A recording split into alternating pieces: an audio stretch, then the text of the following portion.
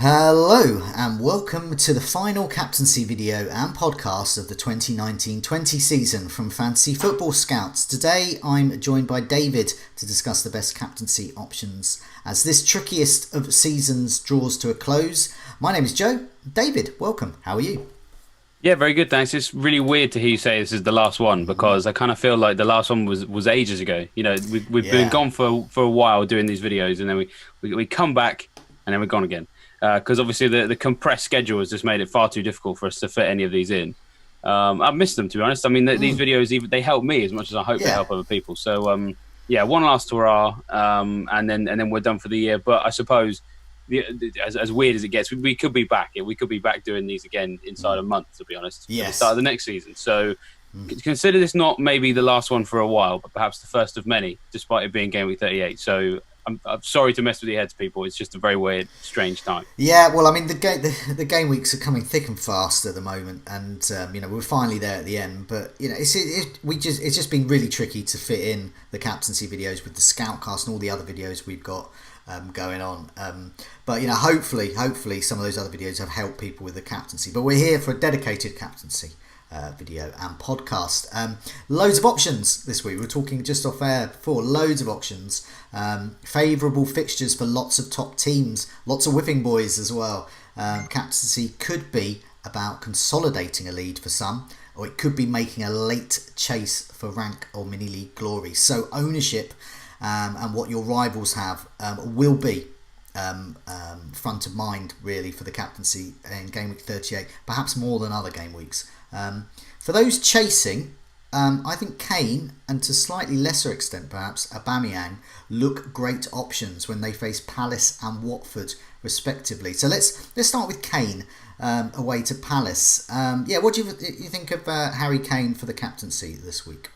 Yeah, I mean, certainly if you're chasing, he's got to be more in your mind than if you're not. Just simply because Kane's ownership is still, well, I mean, it's not really at the same level as some of the other sort of key players. He's only in 11.7% of team. You've got to assume that a chunk of that is going to be inactive players because he's usually a bigger name when there's more people playing because he is a big name. So then in terms of his sort of like effective ownership at the levels that the most of the plugged-in managers are right now, it's going to be pretty low. I really like what he offers for this game week because Palace. It's hard to say if they're on the beach, because I don't really think a Hodgson team ever is, but they are short of options at the back. They've got a lot of injuries and they've been giving up chances left, right, and centre because they're a team that has every right to be on the beach. I don't want to go as far as to say that that's where they are. But, you could forgive them for being there.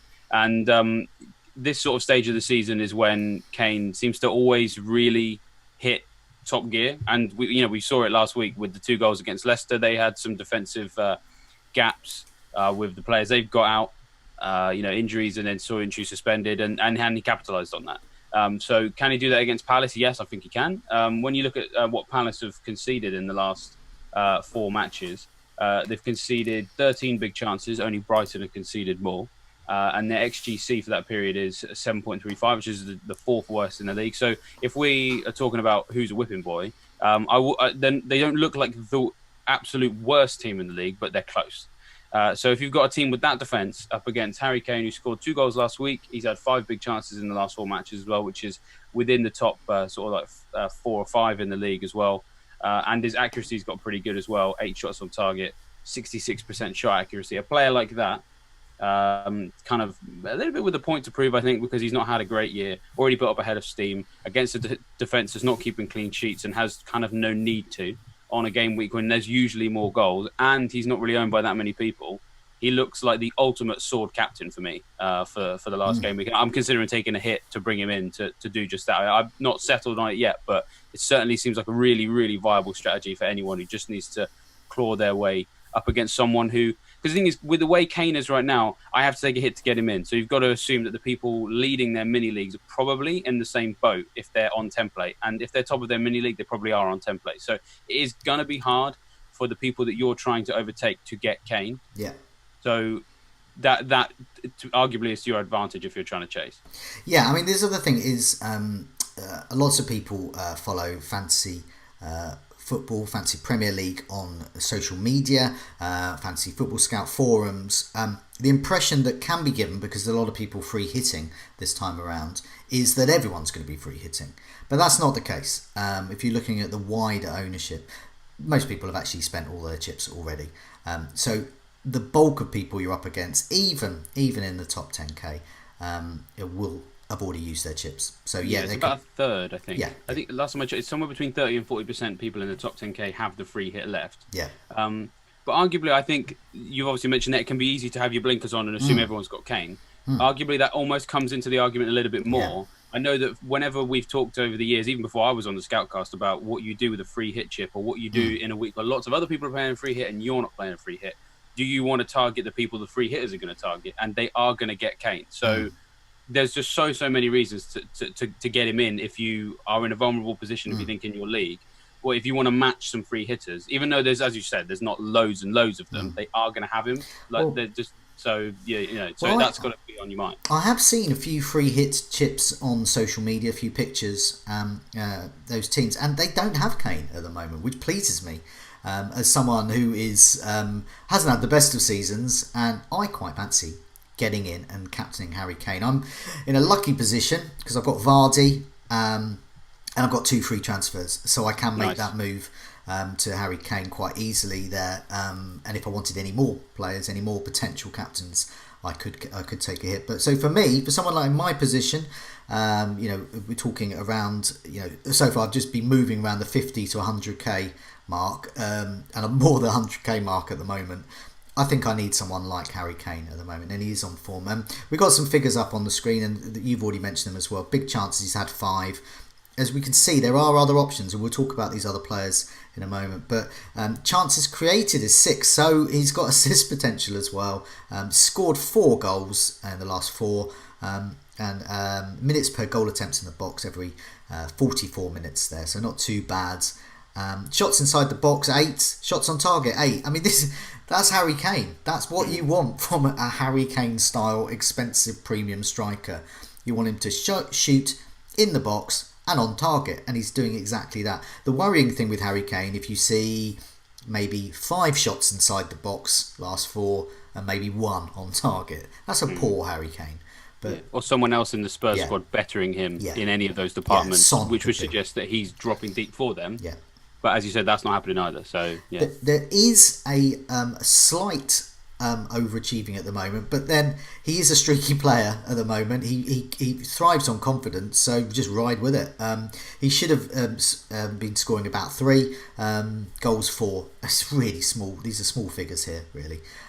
So let's I think Harry Kane looks good. One of the reasons is this, and we've had this picture up as well about Palace. So you mentioned about Palace's big chances conceded, 13. As you can see here, amongst Brighton, Norwich, Palace, Watford, Newcastle, these are the teams that your attackers should be targeting. So if you're free hitting, go for them.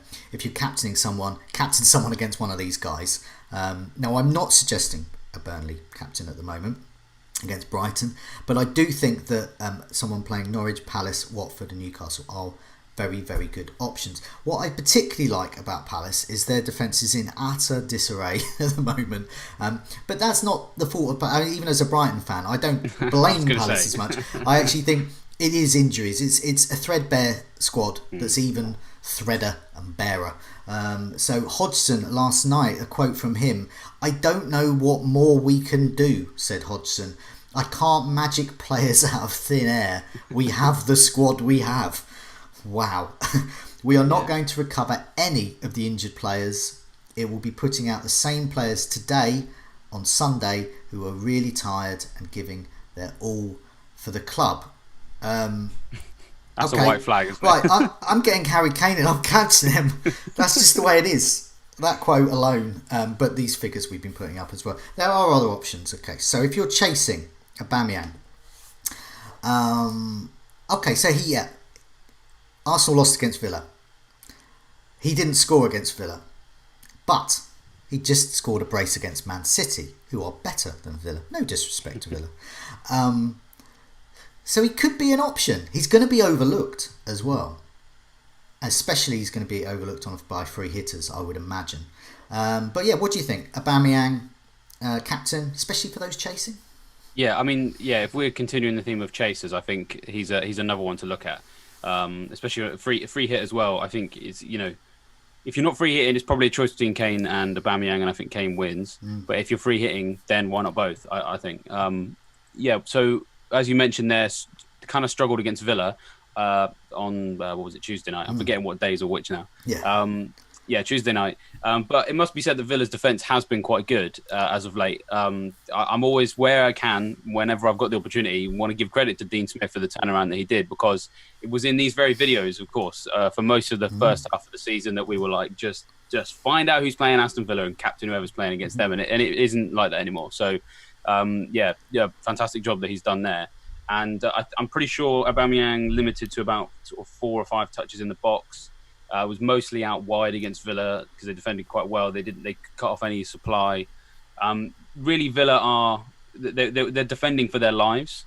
So it's a complete. So and maybe Watford will do the same.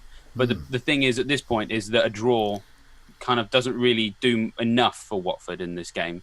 They can't just set up shop and go for a 0-0 because they know that if Bournemouth beat Everton, which is likely, not necessarily likely, but could happen. Or if Villa managed to get a draw with West Ham and Watford draw, Watford need to win this game. They have to throw absolutely everything at it, and I don't think they're good enough, so it's not going to work. But they're still going to have to do it. Yeah. This Arsenal defence is actually getting quite good, so they're going to throw everything at this Arsenal defence. I think Arsenal's defence will rebuff it quite easily, and then there's going to be spaces everywhere for Aubameyang to fill his boots. He's 3 goals shy of Vardy's golden boot tally.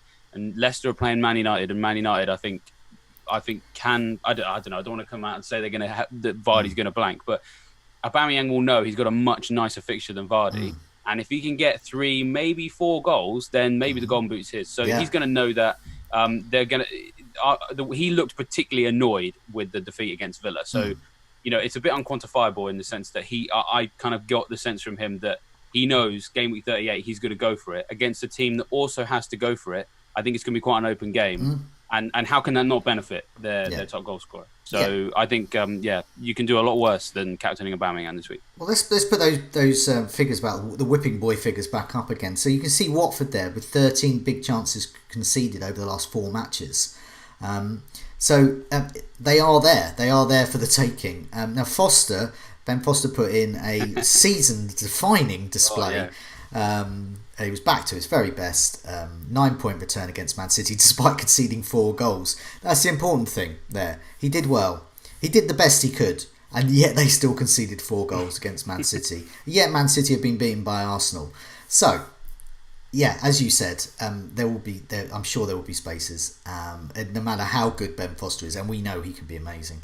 Aubameyang could fill his boots there. Last night, which we're recording on Wednesday, before the Gameweek 38 deadline, and so Tuesday night Villa played Arsenal, and during that game the top for shots there was in fact McGinn at Villa, but second was Aubameyang with 2, both of them in the box but neither on target. So you can tell he was frustrated there.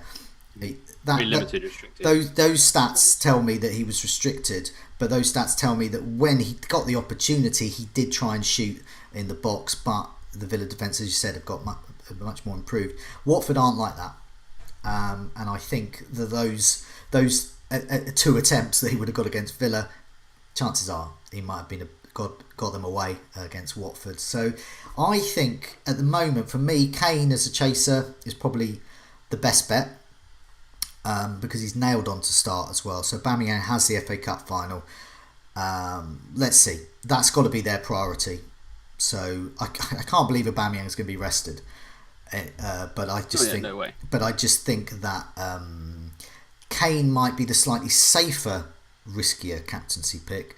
Aubameyang, if you're a real risk taker and you want to just put it all out there, this is a guy that not many of your rivals are going to get or captain. Go for it. There are other options though. Oh God, I'd say Man City. Too many. Right, okay, this one's annoying. It's Man City. Take your pick. You've got all sorts of things going on here. Who's going to play? How many minutes are they going to play? You've got David Silva's last Premier League game. potentially. You've got KDB. Is he on penalties? Back on penalties again? Is Sterling on penalties? Is Sterling actually going to make a late bid for the Golden Boot? And then they've got to prepare for a match against Real Madrid. You just got so... I mean, narrative-wise, we're both journalists. Narrative-wise, this is going to make our heads explode. We could do a whole video. We could do a whole video on just the Man City options this week. But let's not neglect Man City. They're playing. Let's get the Whipping Boys picture up again. There they are, Norwich. 13 big chances conceded, last 4. There for the taking. Man City pummeled Watford last night, 4-0. So... yeah, what do you reckon? A Man City option for the armband? And if so, which one? Yeah, I think... yeah, it's hard to look past them. I mean, so I think we've been looking at these Whipping Boys numbers, and I think just the one thing that sort of we sometimes need to make sure we kind of just chuck in there is who have these teams faced to record such bad numbers? And some of the teams in there have faced some decent teams. Not all of them. For most of them, they faced maybe 2. But with Norwich, they've faced... in the last 4 matches, Burnley, Chelsea, West Ham and Watford. And, I mean, West Ham have been looking good, Antonio especially. Yeah. But is that because Norwich made them look good? I think that's a huge part in that. So when you look at the favourability of that schedule, like you would have ranked those 4 games as favourable for Norwich, wouldn't you? You're playing teams that don't score too many goals in Burnley and Watford. You're playing teams that concede a fair number of goals in Watford, West Ham, Chelsea, and not Burnley. But that's a favourable schedule, and yet they're still bottom, in the bottom 2 or 3 for all of those key stats. And now they've got to play Man City. So it's just, I know that we kind of all lumped in on Chelsea for that game, and then it was, it was just 1-0. But Chelsea and Man City, with best respect to Frank Lampard, there is just a massive gap between those 2 teams.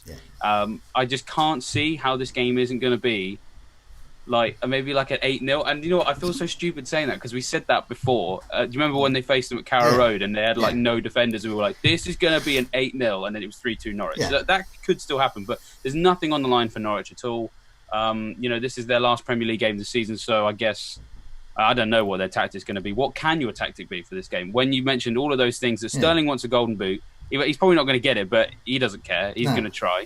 KDB wants that Henry record for most assists in a season. David Silva's going to want to score in his last game. I've seen a few people suggest that he might come off in the 21st minute. No way.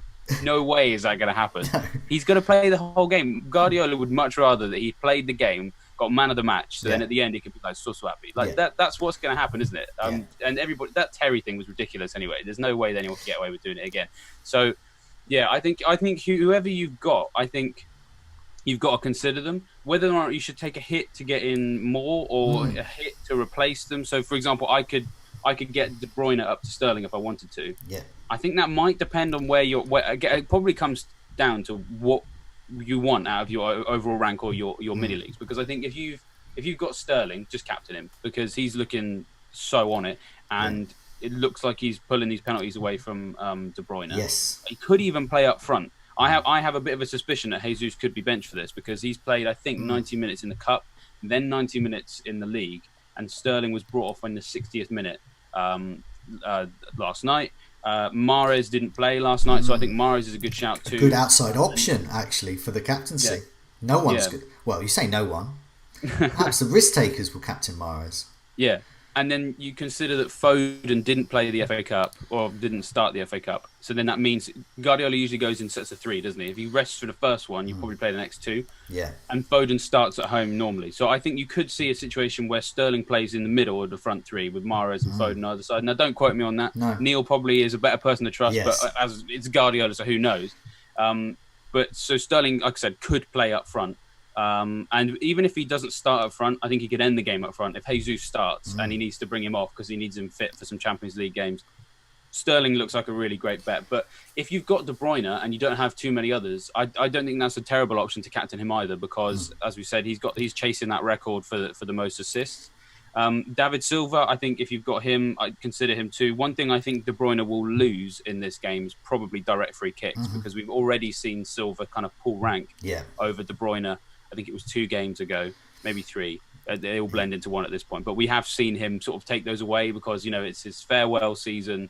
If it's like 10 minutes to go and Silva's maybe had a couple of assists but he's not scored yet and they get a free kick on the edge of the box, there's absolutely no way anyone other than David Silva is going to take it. So you can do a lot worse than looking at David Silva. because they all look so good, and as you said, Mahrez looks great as well. I'm pretty sure in the last 4 matches, Mahrez, his minutes per expected goal involvement is the 4th best in the league. It's still behind Sterling, but if you're sort of worried about, I can't quite get to Sterling, getting to Mahrez is not necessarily a bad shout either, because his XGI, sorry, I should say, is looking pretty good. I think just maybe if you want to captain a Man City player, just captain whoever you have, provided it's not Jesus, because I'd be a bit worried about him. Hopefully you get some early team news from the journalists, like maybe an early team sheet or something might help you. I don't know, it's so hard to say. Like you said, there's just so many. We should captain them all. This is another factor why I prefer Kane, even though I'm in a position of being a chaser rather than consolidator this week. Captaining Kane, you know he's going to play. You know he's going to play 90. There you go. You know he's on penalties. You know you don't. There's no narrative.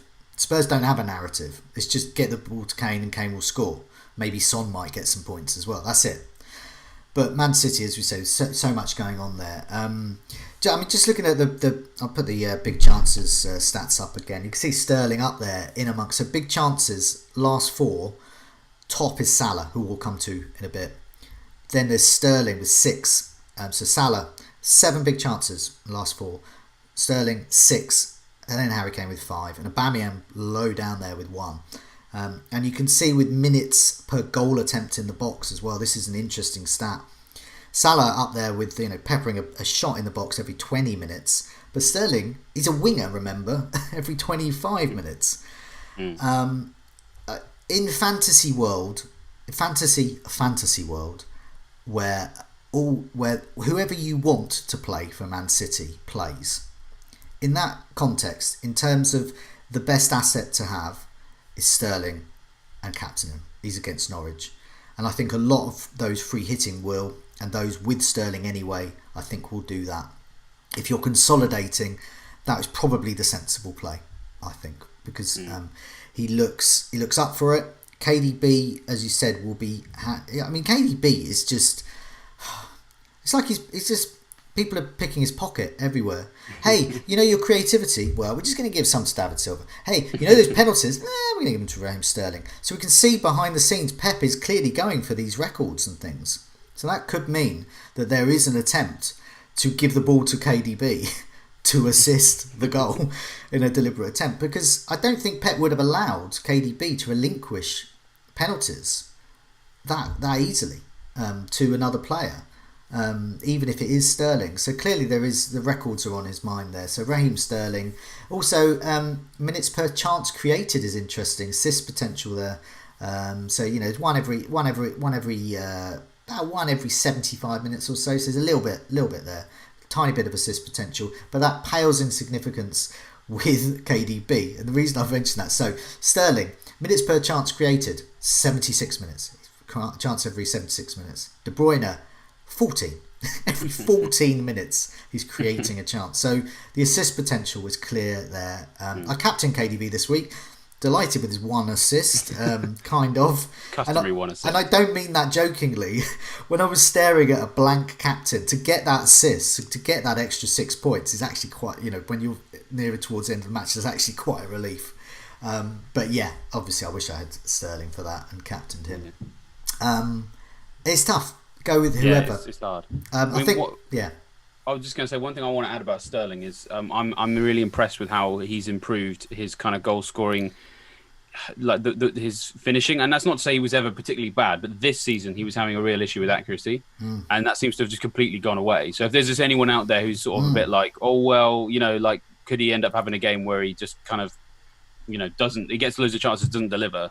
Last 4 matches, 76% shot accuracy, 46.2% goal conversion. Yeah. It's absolutely far cry from what it was before. It's absolutely mad. And so normally I'd not own Sterling for much of the season because he doesn't usually he hadn't troubled the top 5 or 6 spots for things like shots in the box, big chances, and shots on target. But that's all changed now. He's having the opportunity to play up front. And just on assist potential, you're right. I think from open play, or rather in the sense that he is directly trying to square it to an opponent. other people are going to do better than him. But we saw in the Watford game that he's shooting so often and so accurately that he can get assists, fantasy assists from someone scoring his rebound. Yeah. If we're talking about the way that KDB has accidentally been shunted backwards, KDB would have got the assist for that Sterling goal had it not been blocked and then scored by Foden. So Sterling has that. When you shoot as often as he does, your ironically your assist potential kind of goes up. Yeah. Just on the basis that someone can be around to mop it up. And it's Man City against Norwich. There will be someone to mop it up. Who knows who it'll be? It could be Mahrez, could be Foden, could be Jesus. Yeah. But at the moment, it's all going to be coming from Sterling shots. So definitely worth considering that. So I think we'll move on to Manchester United now. But with Man City, really, it's whoever you've got. We think they're going to do well, but we kind of think Sterling is the best at the moment if we think he's going to play, especially if he's up front. But I think Mahrez and KDB and David Silva are all good options. If I saw someone captaining them, I don't think Jesus quite cuts it in terms of all the others we've mentioned and in terms of the fact that he might potentially be rested. We don't know. Let's move on. Manchester United, a bit simpler. Fernandes creates, the other guys score. That's it. And then sometimes Fernandes scores. They all score. They all get points. But they all play. They're fairly rotation free, especially compared to Man City. Manchester United play tonight, however, so we might learn some more news then. But ahead of that, we're looking at the final game. They're playing Leicester. What do we think? Captaining a Manchester United asset? I mean, I think there's every chance that United can do to Leicester what Spurs did because they've got more on the line, and I think the United attack as a unit is better than the Spurs one. Yeah. That's not to say that any of them are necessarily a better goal scorer than Kane, but it's just as a team, they look incredible. So I think that there's every chance that can happen. There's not too much. I can't really back that up with a massive amount of data because obviously the last 4 matches kind of includes games where Leicester weren't short of people at the back. So I'm not going to sort of throw any of that in. But in terms of the United players, I mean, anyone who's read the Captain Sensible articles recently, I'll just kind of summarise the general gist of how it all works. I mean, most people probably know from watching the games anyway. But Fernandes is the creator, but he creates a lot, and it's not necessarily always big chances. No. Which is not to say he's not a good option. But what's really interesting is that Rashford's role on the right means he does create fewer chances than Fernandes, but he does actually create better chances than Fernandes because he's closer to the goal scoring events. So then Rashford's also usually the best for shots in the box, for big chances and for shots on target as well. Martial's more of an Iceman. He shoots less often, but when he does shoot, it's usually a goal. I can't wait until, hopefully, fingers crossed, Rashford is a midfielder next year because he's got goals, he's got assists, but at the moment he's just a forward, so that's going to win him fewer points. So out of those players, I think that arguably Rashford is the one who's most likely to get more involvements if he can just nail his accuracy a little bit better. But then when you look at the fact that Fernandes can kind of pop up with goals from outside the box, free kicks, penalties, and assists as well, he is probably the best of the three. But I always find it difficult to sort of predict it. He's starting to... I mean, a lot of people will just be like, what are you talking about? He's a really obvious option. But I tend to like to look at a lot of underlying data. And usually he's not in the box that often. And he doesn't have too many big chances. So he almost reminds me a little bit of Yaya Toure in that you rather than assess him on his underlying stats, just assess him on his points returns. And when you look at Fernandes' points returns, I mean, we're obviously recording this before they play West Ham. He's broken the 100 points barrier in 12 games. That's just crazy. So he's averaged, I think, something like 9 points a game or 8 points a game. Yeah. Away from home, he seems to be the Don as well. Like, he's got so many double-figure hauls away from home, whereas Martial and Rashford are normally, they do really well at home, and then they just kind of drips and drabs away from home. And because Fernandes hit the post against Palace, didn't he? If that gone in, that's just yet another double-figure haul on the road for Fernandes. So I think I'm going to find it difficult, I think, to captain one of them this week because I think we've already talked about Man City. I think Man City options are the safe bet for people holding, and I think we'll come on to Liverpool in a minute. I think Salah possibly falls in that category as well. Kane and Aubameyang are the chasers.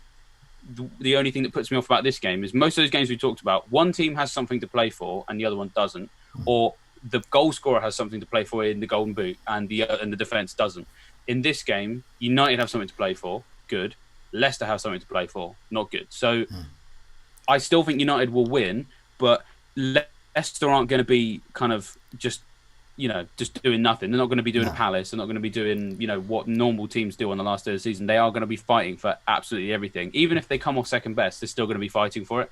And so then that is a huge caveat in comparison to Norwich, who are down and can't defend, Crystal Palace, who are safe and can't defend, Watford, who are down and can't defend. All of those other teams. That for me, so I mean, if I'm looking at ways to get Kane, I'm not saying that Rashford is a bad option, but if I was desperately wanted Kane, I'd possibly even consider Rashford as a step up to him. Lots of options. I mean, I don't know exactly what I'm going to do, but I do just think that with all United's exciting attacking ability, they have one of the hardest fixtures of the game week. Yeah. So it just. They're not bad options, but for the captaincy, it does just knock them down a little bit for me. Yeah, I mean, the Leicester defence is different. Whereas Morgan's there, back again, and they haven't got their regular fullbacks. So there is chances there. But as you said, all of the other narratives that we've spoken about, whether you're chasing, consolidating, do look better for the captaincy on paper. But nevertheless, I had a look at the last two matches with Manchester United, and they back up what you've been saying there. Rashford there with 3 big chances compared to Fernandez's 1 and Martial's 2.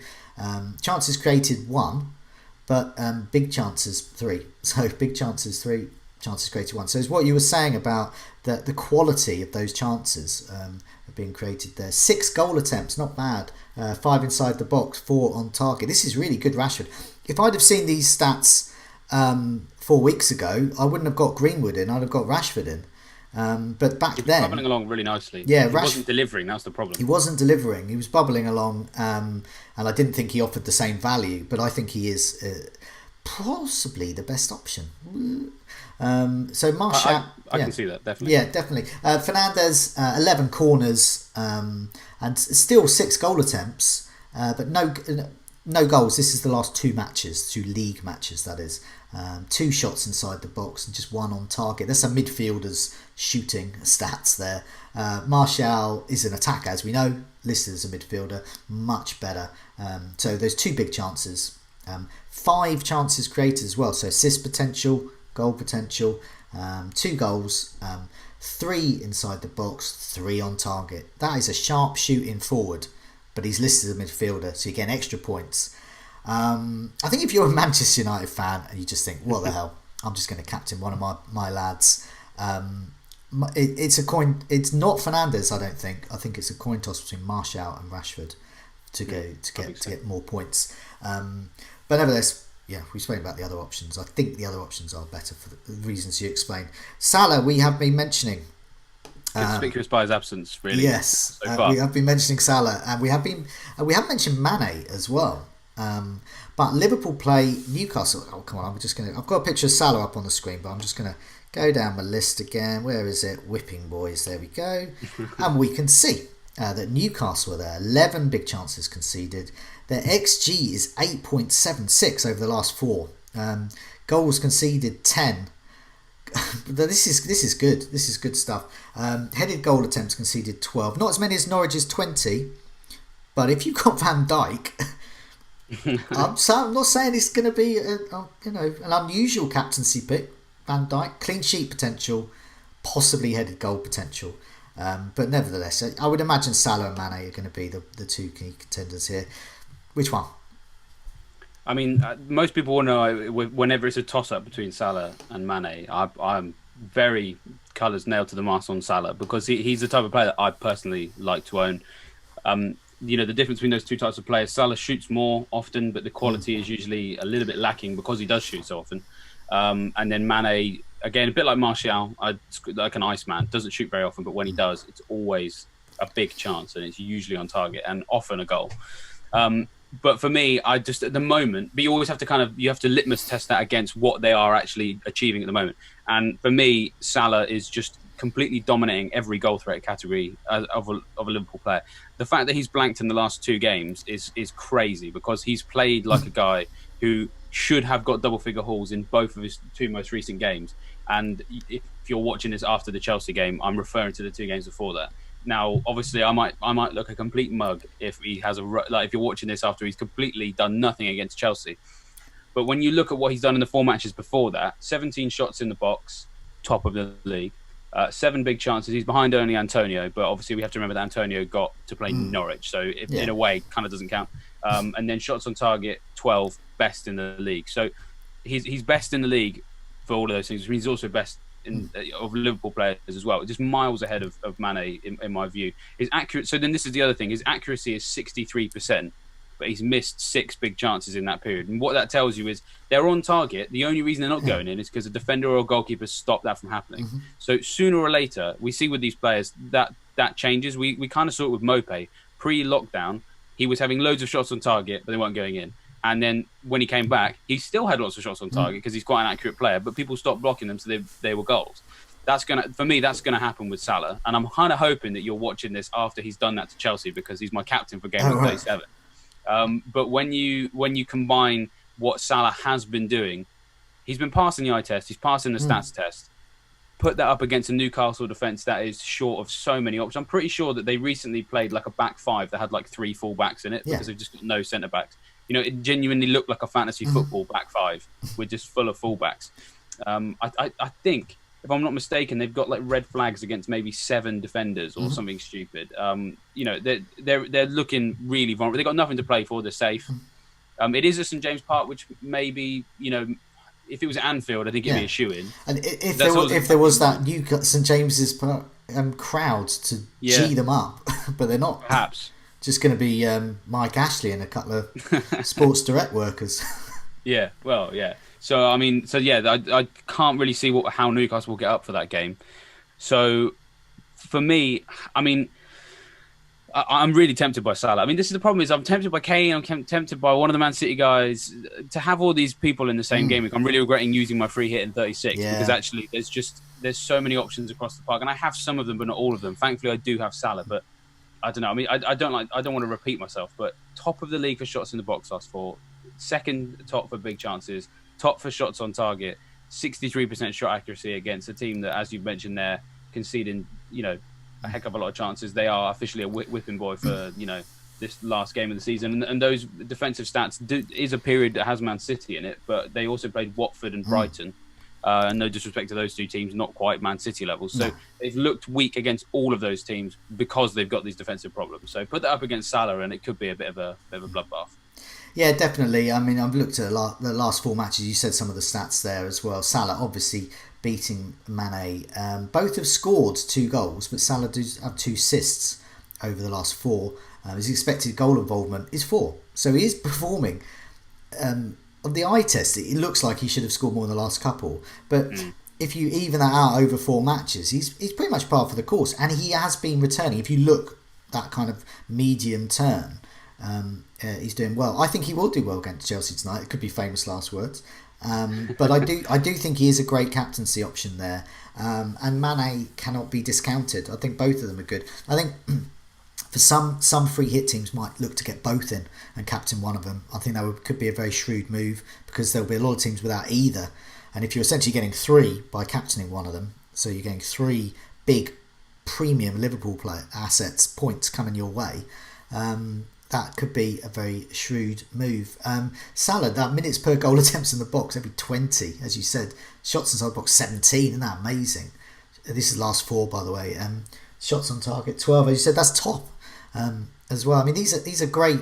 These are really great stats. What these stats remind me of is Suarez when he was at Liverpool. In that Suarez would just shoot. And yeah, his big chances miss would be like whatever. But his big chances that he got in were really high as well. And missed is probably the wrong word as well. When I said the big chances missed, what it is, they're not scored. Yeah. He's not, because he is still hitting the target. So yeah, remember that as well. Yeah. I mean, stat wise, eye test wise, Suarez comparison wise, everything. Salah is doing really well at the moment and is a good captaincy shout.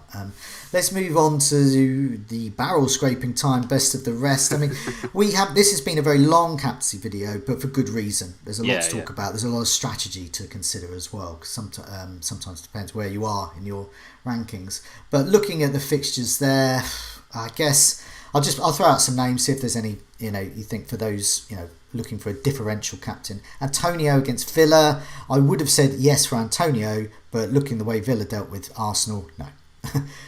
Ings against Sheffield United, still possibly going for the golden boot, but it's Sheffield United and they've got Henderson in goal. Jimenez, after Mrs. Jimenez has finally given birth, I see. Perfectly timed. Which is about time. Or perhaps, I don't know, but against Chelsea. And then in that same match, Pulisic can't be discounted. He's still got another 20-pointer in him somewhere, but possibly not against Wolves. I mean, they're just some... I mean, I just use those names just to show that I don't think compared to the other ones we've focused on, there's too much competition for the captaincy. But yeah, any other names? Yeah, I mean, it's kind of hard to really. I think we've kind of covered most of them. I mean, I suppose I've seen some people. I mean, these are rare, but I've seen some people on Twitter, Callum Wilson in their team because it's last chance saloon for Bournemouth, and wouldn't it just be? I don't want to say great narrative because I'm not his biggest fan from a fantasy perspective because of course he has caused us some problems, but it would certainly be an eye-catching narrative if he were to kind of go nuclear on the last season. I was tipping the Bournemouth attack. Well, Stanislas looks very good, actually, to be honest. I was saying as Solanke, but I was using him as a sort of a hook in to get people interested because I think Bournemouth, as you said, this is their last chance. This is it. They've got to go for it, and they've got. We know they can score goals now. They were having at the start of the post-lockdown period. They were really struggling to score goals, but somehow they found themselves. Solanke's kind of emerged a bit, and Stanislas I think has been the catalyst as well, providing some width and goal threat down the left. So, yeah, I mean, I could see them staying up, and to stay up, they're going to have to win and win big, I think, because of goal difference. I think if Villa were to lose, then I think, and Bournemouth to win, I think they'd be level on goal on points, and then it would come down to goal difference. So Bournemouth know they've got to absolutely come out firing. And are Everton in a position to really punish them on the counter? Perhaps not. So I think, if Bournemouth were to go and win 3-0 at Everton, I wouldn't be hugely shocked. So I think if you're being ultra ridiculously, differential than maybe a Bournemouth attacker, I mean, I'm not going to do it. I'm not going to sign one of their players, but it's just, I wanted to sort of point to that little narrative. A couple of those you obviously mentioned, Ings going for the Golden Boot, but Sheffield United are going for Europe. Chelsea and Wolves are both going for Europe. So then a game where both teams have something to play for is like, I'm not too sure about that. Wolves' defence is quite decent most of the time. So Chelsea, I think, will have a hard time breaking that down. I don't think that Wolves would necessarily have a hard time breaking down the Chelsea door, but as much as Jimenez has still been returning points recently, he has been a little bit kind of peripheral, or more so than he is usually. When we look at those charts for who's top for shots in the box, big chances, he's usually up there, but last 6 or 7 weeks he hasn't been. We've got to throw in there, he's just had a baby. How much sleep is he getting? Not a great deal.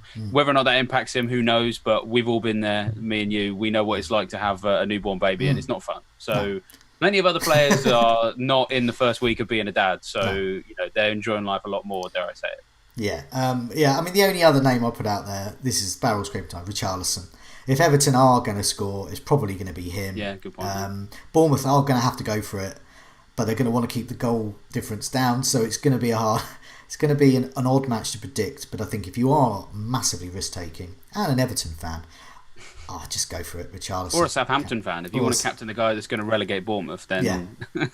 It's such a shame that Patrick Van Aanholt is looking injured. Of course. Because he is a great final day hero. Yeah, he is. I often get him in, and he does very well. But I can't see it for this Palace side against Spurs. But yeah, we scraped the barrel. Firmly scraped. I think it's time. I just want to say we've got the Scoutcast coming up this week. We're going to discuss all this in much detail around how this fits in within the team, the types of players you should be targeting. I guess targeting who we think lots of people are going to captain, the different captaincy shouts. And I think with some of the other options you've got in defence with the likes of Burnley, it's all achievable, but more on that in the Scoutcast. Do listen out and watch that. Just wanted to remind people that all the stats that we've been using, and obviously there's the season ticker as well, comparison tool, all of these things are in the Fantasy Football Scout members area. Please do sign up, invaluable information. Also, if you please press like if you've enjoyed this episode, and remember to subscribe to keep up to date with our latest videos and podcasts. But for now, David, for the final time this season, thanks so much for joining me, and good luck with your captaincy decision. Yeah, thanks very much, Joe, and the same to you. It's been a weird season. As I said, it feels a bit strange to sort of say goodbye, because I do sort of predict that we'll probably be doing one of these maybe 3 or 4 weeks' time. So maybe maybe see you on another captaincy stream very soon, but we shall see. Until the next time, goodbye.